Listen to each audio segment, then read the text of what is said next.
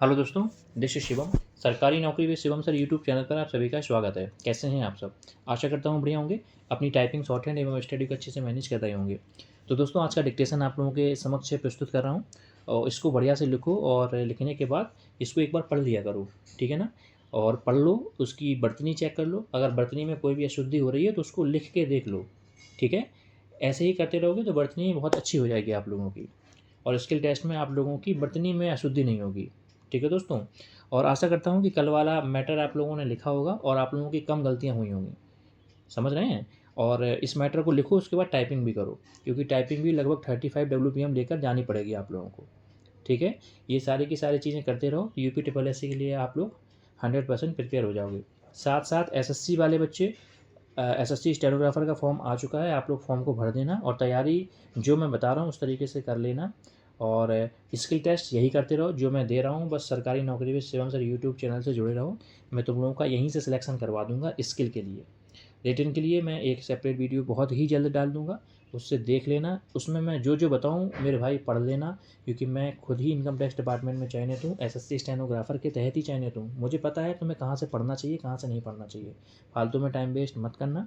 State exams का अलग system होता है, सेंट्रल का अलग सिस्टम होता है। तो मैं तुम लोगों को बता दूंगा इंग्लिश में क्या पढ़ना है, जीएस में क्या पढ़ना है, रीजनिंग में क्या पढ़ना है, उतना पढ़ लेना। तुम देख लेना, तुम्हारा सिलेक्शन इस बार ही हो जाएगा अगर ईमानदारी से पढ़ोगे तो, ठीक है। चलिए क्या आज की डिक्टेशन शुरू करते हैं। इसको बढ़िया से लिखना है, ठीक है। ध्यान से सुनना और लिखना।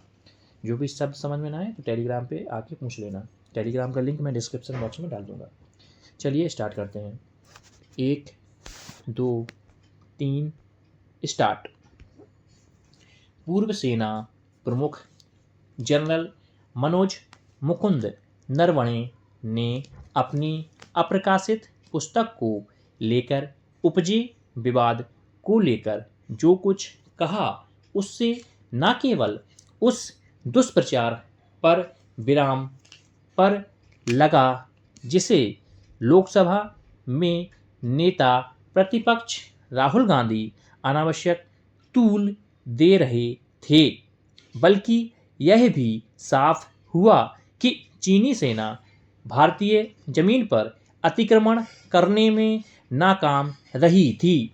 वैसे वे पहले भी यह कह चुके थे कि भारत ने चीन के हाथों एक भी इंच जमीन नहीं खोई, और गत दिनों फिर से यही बात दोहराई।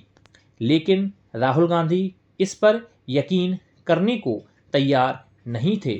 वे बार बार यही दुष्प्रचार कर रहे थे कि चीन ने हमारी जमीन हथिया ली और प्रधानमंत्री कुछ भी नहीं कर पाए।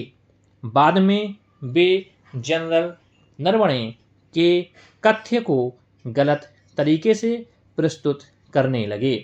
संसद के बजट सत्र में तो वे तब हद ही पार कर गए जब उन्होंने जनरल नरवणे की अप्रकाशित पुस्तक के एक पत्रिका में छपे अंश की मनचाही व्याख्या की आड़ में प्रधानमंत्री को निशाने पर लेने और यह समझाने की कोशिश की कि जब तत्कालीन सेना प्रमुख उनसे चीनी सेना की आक्रामकता पर निर्देश मांग रहे थे तो उन्होंने उन्हें उनके हाल पर छोड़ दिया।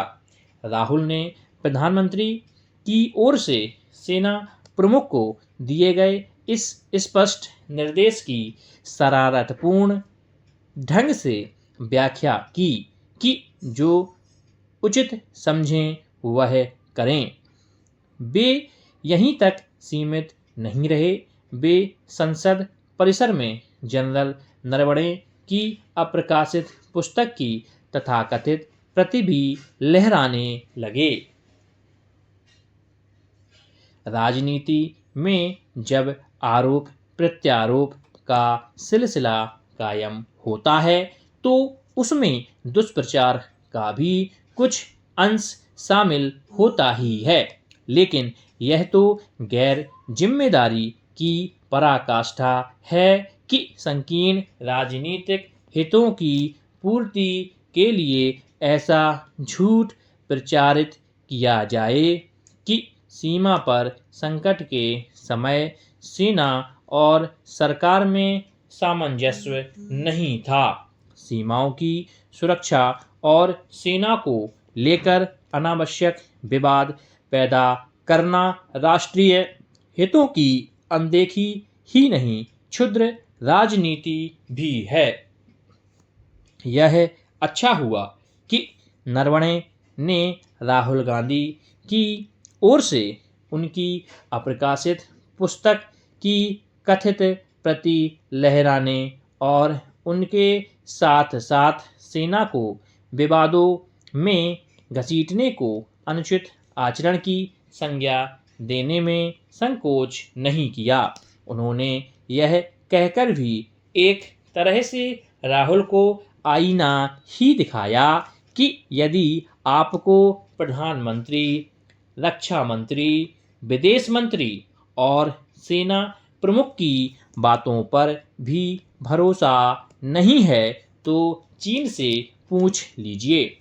इसमें संदेह है कि पूर्व सेना प्रमुख की इन खरी बातों से राहुल अपनी गलती समझेंगे और उनकी सेहत पर कोई असर पड़ेगा, क्योंकि किसी भी मामले में वे अपनी मनगढ़ंत धारणा को सही सिद्ध करने की कोशिश करते रहने के आदी हो चुके हैं।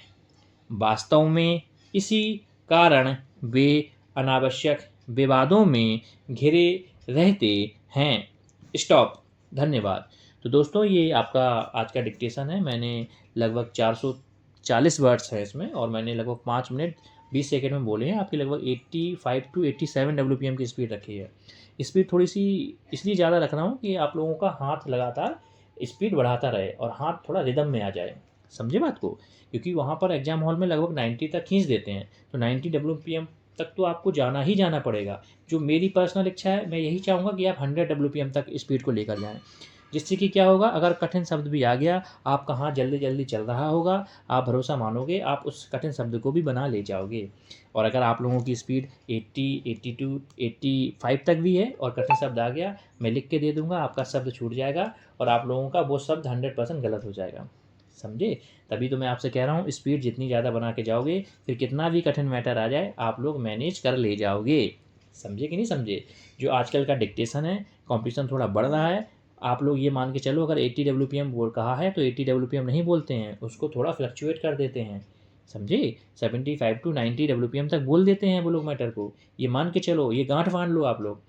समझे? तो जो चीज़ समझा रहा हूँ, एक बड़े भाई होने के नाते समझा रहा हूँ, इस बात को समझ लोगे तो तुम्हें स्किल टेस्ट में प्रॉब्लम का सामना नहीं करना पड़ेगा।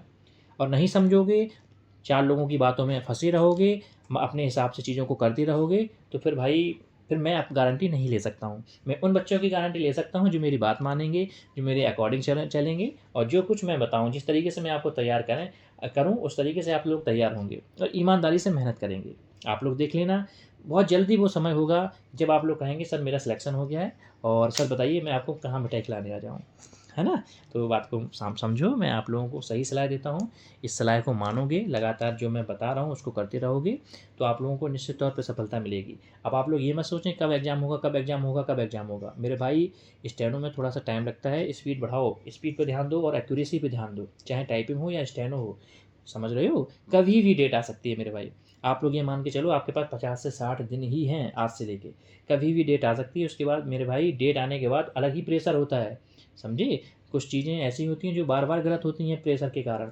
इसलिए कह रहा हूँ, अभी प्रेशर नहीं है, अभी चीज़ों को सीख लो। जैसे ही डेट आएगी आप लोग देख लेना मेरा कितना अच्छा प्रयास रहेगा, मैं तुम लोगों को 100% तैयार करा दूंगा।